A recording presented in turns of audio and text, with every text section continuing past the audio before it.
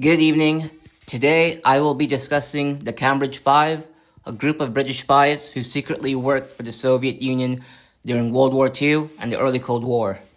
Their actions became one of the most damaging intelligence breaches in British history and changed how intelligence agencies approach internal security. Why I chose this topic?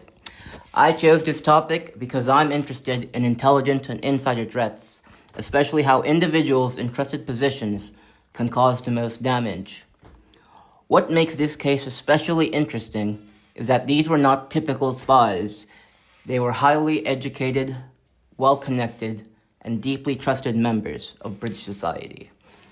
It also connects to modern intelligence issues, where insider threats remain one of the biggest risks today.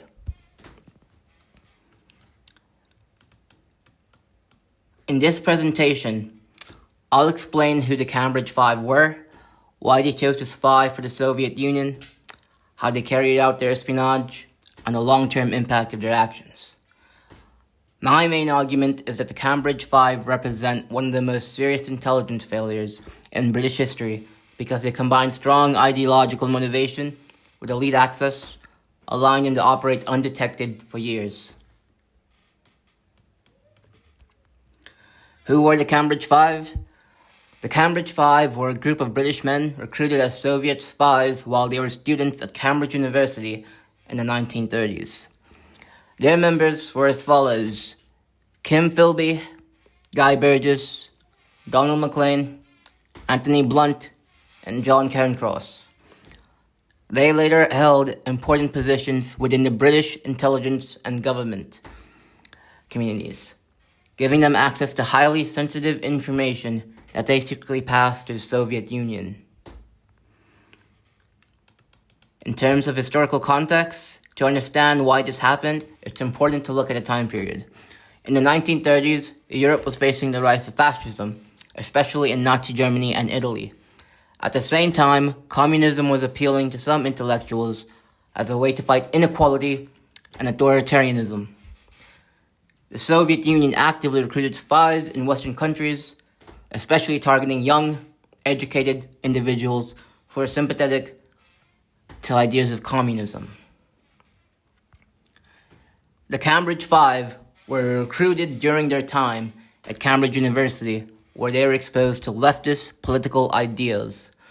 What makes this case unique is that they were not primarily motivated by money. Instead, they were driven by ideology. They believed they were supporting a system that promoted equality and helping to fight fascism. This ideological commitment made them more loyal to the Soviet Union than to their own country. After graduating from Cambridge University, these individuals entered influential positions in the British government. They worked in intelligence agencies like MI5 and MI6, as well as the Foreign Office. Because they came from elite backgrounds and had strong social connections, they were trusted without much suspicion. This allowed them access to critical military and diplomatic sensitive information. The Cambridge Five passed insanely large amounts of classified information to the Soviet Union over many years. For example, Kim Philby worked in British intelligence and was responsible for countering Soviet espionage while secretly working for the Soviets himself. Their actions compromised numerous intelligence operations and gave the Soviet Union a major strategic advantage during the early Cold War. Eventually, suspicions began to grow in the late 1940s and the early 1950s. In 1951, Guy Burgess and Donald Maclean defected to the Soviet Union, which revealed that there was a serious security breach. Kim Philby was later exposed and defected in 1963. The other members were identified over time, though some avoided immediate punishment. This slow exposure showed major weaknesses in British counterintelligence. The impact of the Cambridge Five was significant. They caused major damage to the British and Western intelligence communities by leaking sensitive information and undermining several operations.